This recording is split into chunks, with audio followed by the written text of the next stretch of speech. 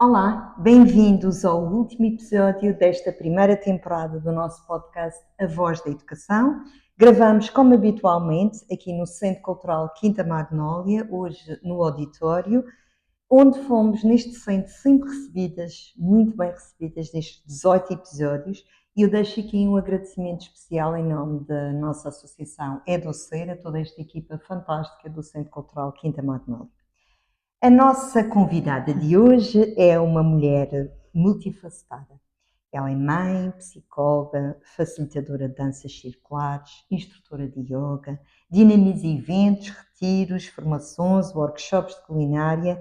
É uma mulher doce, natural e uma excelente colega de trabalho, que felizmente a nossa associação Educer tem tido a oportunidade e o privilégio de trabalhar em parceria com o espaço que ela também tem, o seu projeto Espaço Sutil.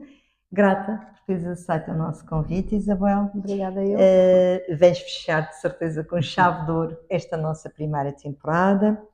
Como sabes, Isabel, este nosso canal é um espaço de partilha de estratégias, projetos, ferramentas que contribuam para a expansão de consciência e nesta nossa área que é o nosso foco, que é a educação. Tu também estás ao serviço da educação e sei que para ti é uma área que te move. Então, gostaria que falasses um pouco da forma como estas tuas facetas da dança, do yoga e se calhar também da alimentação, como é que tu vês o que é que tens trazido e o que podes ainda trazer para a nossa área da educação. Pronto, desde já também muito obrigada por este convite.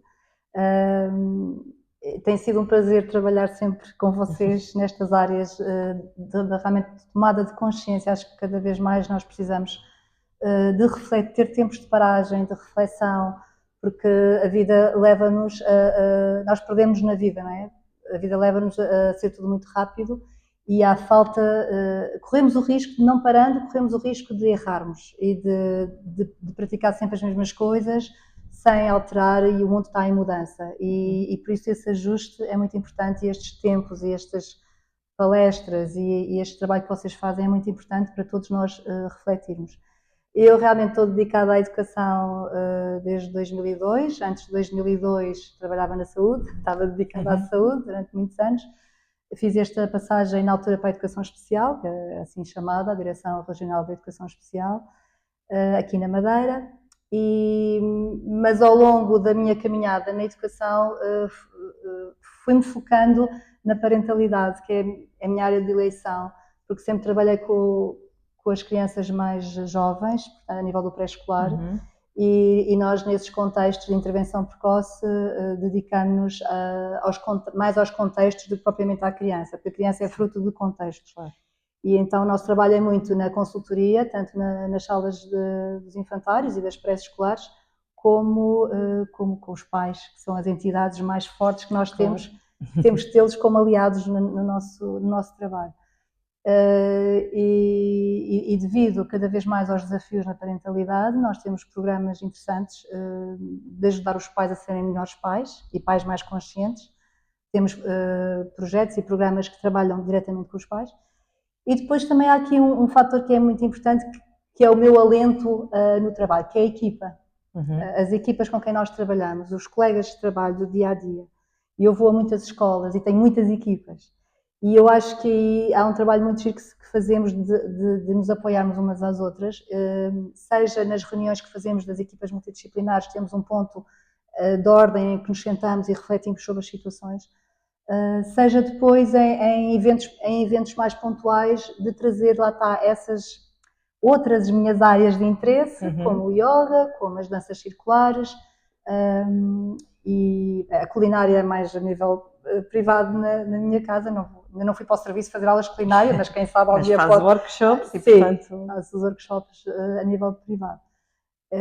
Pronto, a área, já consegui em tempos levar o yoga às educadoras de infância, portanto sempre aos adultos, porque eles também precisam desse trabalho, porque eles têm os dias muito ocupados com as suas crianças e as suas famílias, e hoje em dia ser educador de infância ou ser docente, de uma maneira geral, é muito desafiante. Uma carga muito Eu grande. admiro bastante todas essas profissões ligadas ao ensino, porque as crianças estão mais desafiantes, as famílias estão mais exigentes, algumas delas, e o educador e o professor têm que estar sempre a dar respostas na hora e não é fácil, é muito desgastante. Mas quando tu dizes que levas o yoga aos professores, mas alguns deles Já. depois também passam para as crianças ou não?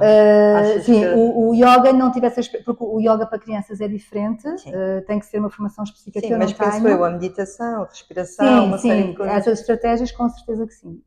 Houve uma altura que eu tinha mais disponibilidade, que tirava do meu tempo do almoço e cheguei a ir a 3 infantários dar aulas mesmo às educadoras, naquela hora, porque é a altura que elas também tinham, na sua hora Sim. de almoço, fazíamos 3/4 de hora de uma prática de yoga e de relaxamento, que era muito interessante. Depois também, devido ao meu trabalho, deixei de ter essa disponibilidade e dou aulas a nível privado. Pronto.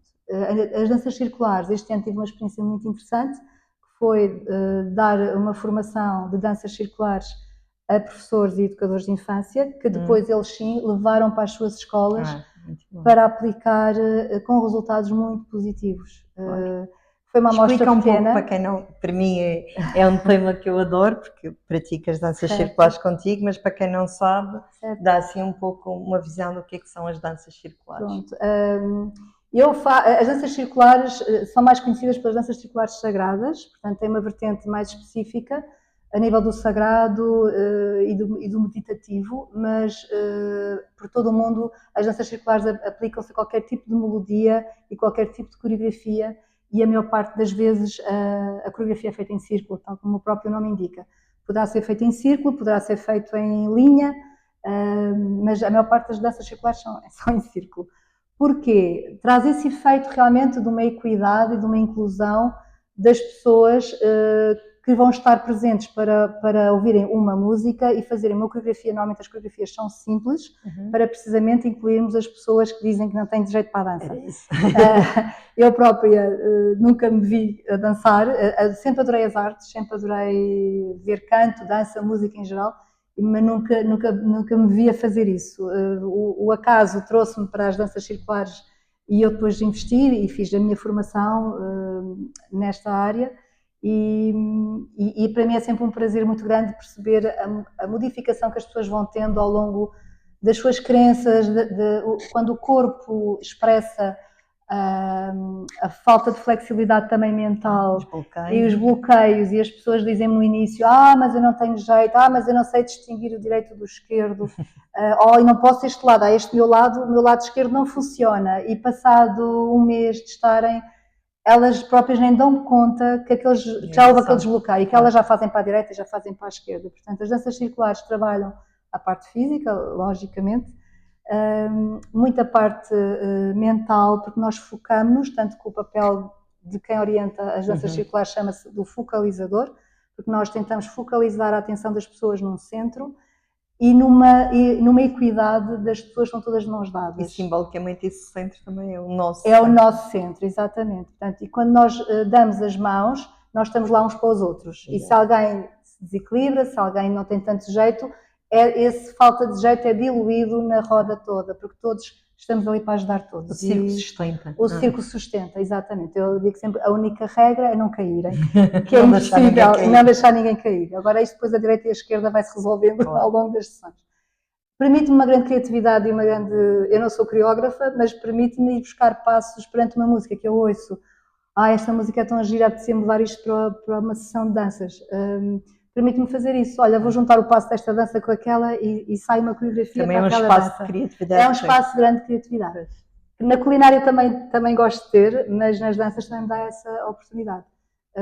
Cada semana que nós fazemos as aulas de danças é um repertório diferente. Nós temos já um repertório bastante alargado, que vai desde as mais meditativas às mais malucas, como eu costumo dizer, em que saltamos e brincamos, às danças infantis, também fazemos danças de roda para crianças.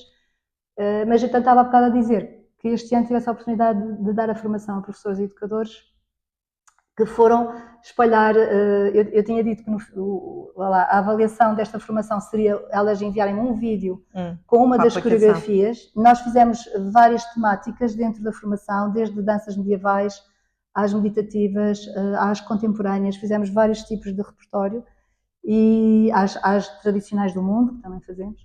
E então era suposto elas trazerem só no final da formação esse vídeo. O que foi curioso é que elas começaram logo a aplicar nas suas salas. Foi grande.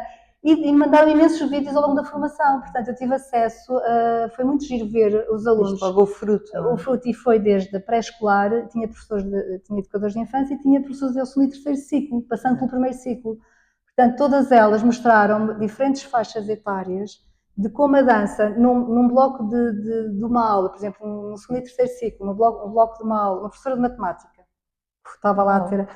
Ela afastou, o vídeo dela foi muito giro, porque ela afastou, não há espaço, a escola não tem condições. Ela afastou a primeira fila das secretárias.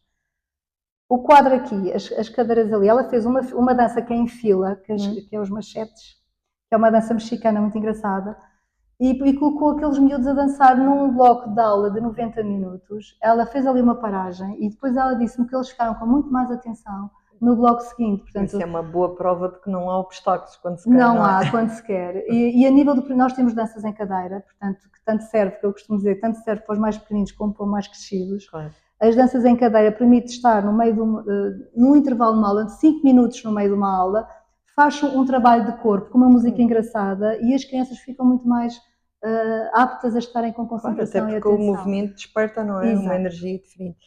É assim, tu já foste ao encontro daquilo que eu te queria colocar, que é, tu trabalhas diretamente com crianças, com educadores e com encarregados de educação, como tu destacaste aí. Eu sinto que tu partilhas comigo esta ideia de que a escola, à semelhança da sociedade e como espelho da sociedade, está a entrar numa nova etapa, porque as necessidades de evolução do nosso ser, não é? O nosso crescimento está a exigir. Como é que tu sentes essa ferramenta que tu introduziste? Tu sentes alguma abertura? Como é que tu sentes que a escola e a comunidade estão a evoluir e o que é que tu achas que é possível fazer para abrir cada vez mais as portas da escola e para a comunidade também sentir, porque tu trabalhas nas escolas, mas também tens vários eventos fora e tudo isso é educação e expansão de consciência, certo?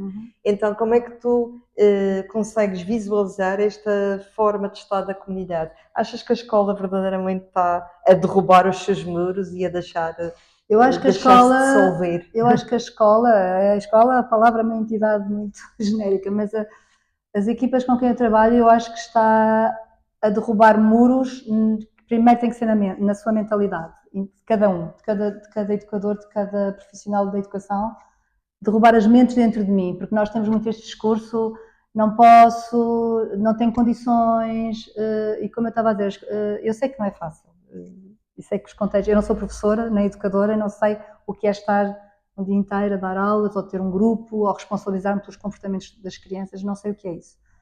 Mas tenho testemunhos de pessoas, mas vejo isso em alguns profissionais de educação, portanto eles têm esse desejo porque sentem que há essa necessidade e eu penso que a nível da legislação e dos próprios currículos já há muita flexibilidade para que os docentes abram outros caminhos que não os tradicionais na escola. E penso que isso é possível, basta haver vontade, costuma-se dizer quando há vontade, when there's a will, there's a way, não é? Há um caminho quando há uma vontade. O que eu acho que é muito importante é ver o alento da equipa. A pessoa não pode estar sozinha a fazer mudança. Sim. A pessoa tem que ter uma direção da escola que também tenha essa mentalidade de abertura, porque as direções fazem toda a diferença. Conheço direções que sim, que as coisas acontecem, e outras que se calhar não. A direção faz a diferença. Se houver o apoio da direção, a equipa junta-se e faz coisas giras na escola. E há trabalhos lindíssimos na escola e muitas alterações. Agora, é claro que há muita coisa ainda, mas essa abertura já existe. Já existe. E sentimos que é por muito, não é? Sim. A sociedade toda está a empurrar para isso. Certo. Não é? Eu posso aqui acrescentar, a nível da minha direção de serviços, que já incluem na sua orgânica um núcleo do bem-estar. O núcleo da saúde e do bem-estar, que é espetacular, portanto, que já promove ações para o bem-estar das equipas, para haver estas formações com temas mais fora da caixa, e eu tive a sorte de poder fazer estes projetos dentro do meu serviço, de dar aulas de yoga, de dar danças, até eu depois não estou a dar neste momento porque estou absorvida por muitas outras coisas, mas há abertura. Nenhum chefe me disse, não podes fazer. Não, queres fazer, faz. Há Portanto, espaço para abertura isso. há, sem Claro, dúvida. claro. E tu atuas nesta área, como tu já disseste, consciência emocional, corporal, não é? Espiritual, e as ferramentas que tu usas, quer o yoga, quer a dança e até mesmo a alimentação, são instrumentos para esta evolução de consciência. Como é que tu imaginas, e como é que tu imaginas o futuro já próximo e como é que tu querias, que contributos tu gostarias de dar à educação para esta abertura de novos caminhos? Já falaste da formação, como é que tu sonhavas, tu dizes assim, mas eu até podia fazer isto, mas não tenho tempo.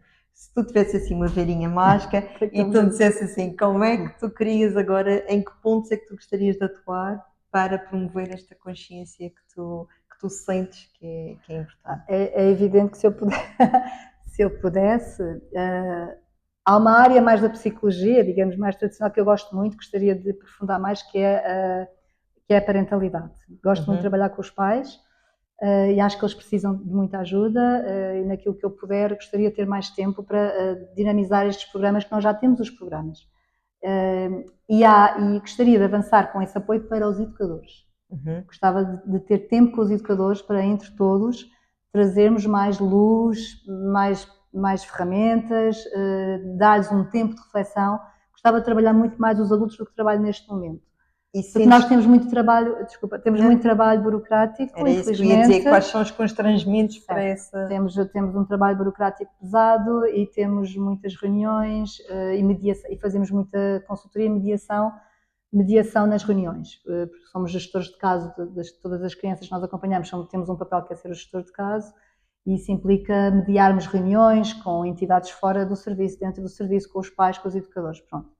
Que é uma fatia importante do nosso trabalho, mas se eu pudesse, libertar-me-ia desse, estou aqui a ser sincera, focar-me-ia na formação de pais e de educadores e dar espaço para eles falarem e partilharmos estratégias, e gostaria de dar mais formação sobre as danças e sobre yoga também aos adultos. Gostaria, sim, de trazer as minhas áreas de eleição do privado, mas também para a educação, claro.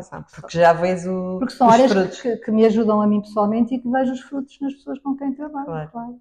E agora que estamos à beirinha das férias, não é? O que é que tu deixavas como conselhos, dicas, estratégias daquilo que tu observas nas crianças? O que é que tu sentes que faz falta? E o que é que tu podias deixar? Porque isto é um espaço para professores, mas também é um espaço para educadores no geral, não é? Porque carregares de educação também. E eu vejo que muitas vezes o início das férias também causa alguma ansiedade, não é? Porque a rotina para, não é? As crianças ficam mais soltas, as famílias têm de gerir esta nova realidade, que é não ter a escola e os horários.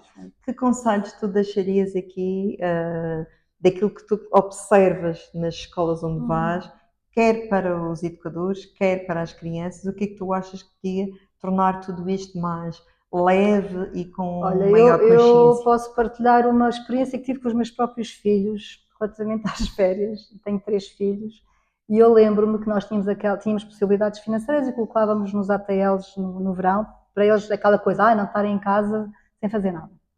E houve um ano que eles viraram-se para mim todos: mãe, não quero, eu quero estar em casa. A gente quer ficar em casa. E como eram 3, também, graças a Deus, eles brincavam entre eles. O estar em casa, e eu falo por mim agora, eu gosto do meu tempo livre em casa, de não ter compromissos, tanto que eu já tive mais compromissos ao fim do dia nas tais aulas, neste momento também estou-me a recatar mais. E eu acho que as férias deveria ser um tempo da família, o tempo da casa, do estar mesmo sem, as crianças estarem um pouco sem compromissos, porque eles têm, o ano escolar é muito pesado, para além do ano escolar eles têm muitas atividades fora da escola. E às vezes até perguntar à própria criança o que é que gostavas de fazer, não é? Porque nós muitas vezes não lhes perguntamos e partimos do princípio, eles têm que estar ocupados, têm que estar ocupados. E se calhar eles até querem ficar em casa com os seus brinquedos, a interagir com o seu cão, com o seu gato, ou não está sem fazer nada. Terem cuidado com os ecrãs, porque há um bocadinho, pronto, toda a gente já sabe, terem cuidado que poderá haver uma maior predisposição para estarem mais ligados aos ecrãs. Realmente levarem-nos a passear. Temos uma ilha maravilhosa que tem mar e serra tão perto. Eu sei que os pais também trabalham, muitas vezes não têm as férias ao mesmo tempo que os alunos e que os filhos, e aí têm que pôr realmente os filhos em algum sítio. Mas podem até perguntar que tipo de atividades é que eles gostariam de fazer, não é? Perceberem bem que tipo de ATLs há, porque também há ATLs que é passar o dia todo a fazer desenhos e também, não sei, deve ser um bocadinho frustrante para as Seria crianças. interessante em ATLs por sempre estas ferramentas. Pronto, Yoga, as danças, não algo é? físico, ponham as crianças a mexer, porque elas passam o tempo todo sentadas nestas posições, não é? Claro. Com os ecrãs aqui. E o contacto com a natureza, não com a é? natureza, E com os animais, sim. Tu não falaste muito, porque eu percebo que é uma área mais do teu projeto privado, mas a alimentação também é uma questão Sim. interessante a trazer no verão, não é? Sim. Porque às vezes as crianças ficam muito neste sistema de uma alimentação da cantina ou de uma alimentação rápida, não é?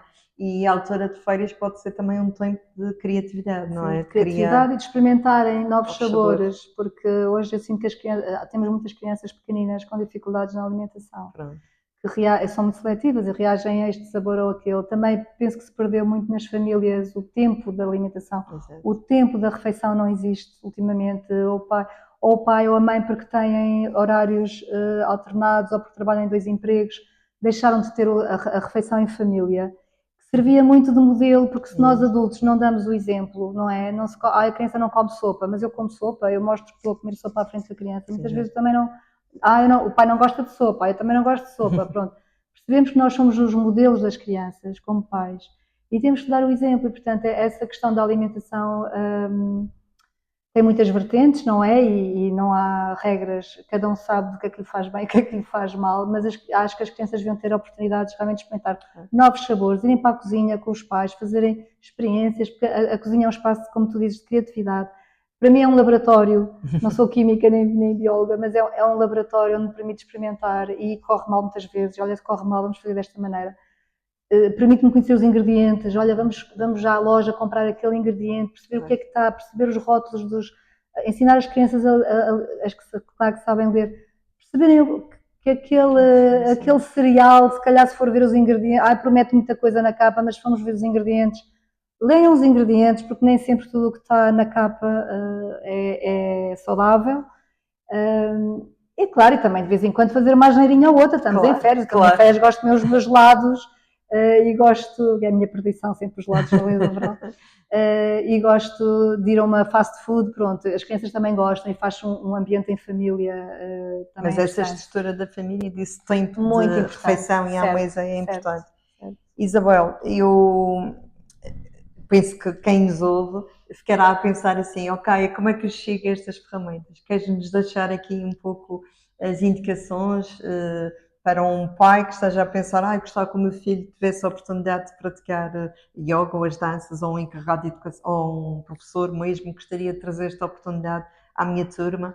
Como é que podiam, como é que é o caminho? Assim, neste momento, essas atividades da dança e do yoga, eu não estou a fazê-las diretamente nas escolas. Mas podem sempre contactar o Núcleo do Bem-Estar da Direção Regional de Educação, cuja coordenadora é a doutora Maurília Cro, que eu penso que ela também já esteve aqui. Já. E ela mais depressa poderá responder onde é que estão a fazer o quê, porque já temos muitos professores de yoga para crianças que estão a fazer aulas nos próprios estabelecimentos de ensino. E nossos colegas que queiram fazer formação contigo, também vai haver no próximo ano, provavelmente. Aí vai ser através do Sindicato Sindicato Democrático dos Professores, foi a entidade que me convidou este ano, penso que vamos repetir, estou a falar se calhar à frente, mas pronto, penso que vão repetir. E estás aberta Estou aberta a outros convites, quem quiser que eu vá dar. Eu prefiro dar formação aos adultos e eles depois aplicarem às suas turmas e às crianças, do que eu estar diretamente com as crianças. Prefiro uma questão de tempo também, não é? Sim, e também já tens os teus grupos. Não é? Exato, e um professor está na escola e já dissemina aquilo pela escola, não é? Claro. Eu dou as músicas, dou as coreografias, dou tudo. As pessoas podem aplicar em que contexto.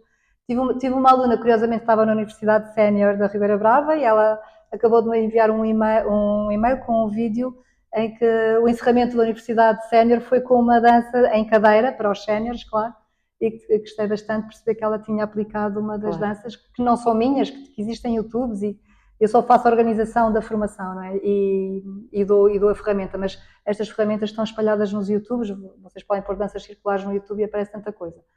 Quem quiser saber mais e quiser ir, tem o Espaço Subtil, que está no Facebook, tem o meu contacto, E tem as danças circulares e tradicionais Madeira, que também é outra página do Facebook. Então ficam aqui estas sugestões, que não são poucas. Posso só dizer que claro. sábado vamos fazer um piquenique dançante no Poiso, Uhum. um bocadinho acima do Poiso. Temos um ponto de encontro marcado às 11 horas no restaurante do Poiso, passa a publicidade. Este sábado às 11, quem quiser juntar-se a nós, não precisa de saber danças, nós estamos lá para ensinar, cada um leva algo para partilhar, para comer e para beber, e vamos estar juntos a dançar e a comer e a conviver.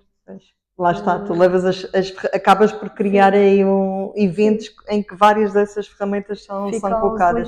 Eu acho que ficam aqui muitas sugestões e eu acho que, como tu dizes, este tempo também de verão é um tempo de reflexão para todos os que estão envolvidos na educação, e também é um tempo, eu costumo dizer que nós educadores temos o privilégio de começar o ano 2 vezes, que é o ano letivo e depois o ano civil. Portanto, quando se faz aquele balanço de mudanças eu quero fazer, nós temos duas oportunidades. Mesmo. E então eu acho que o verão também é uma oportunidade para renovação, reset, sair da caixa, fazer, como tu dizes, fazer da cozinha um laboratório, fazer da mesa de refeições também um momento de união, partilha, de união, não é? Trazer todos estes temas, e eu acho que não podíamos ter acabado melhor.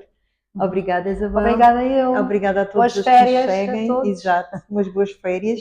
E recomeçamos em setembro com a nossa próxima temporada. Obrigada eu.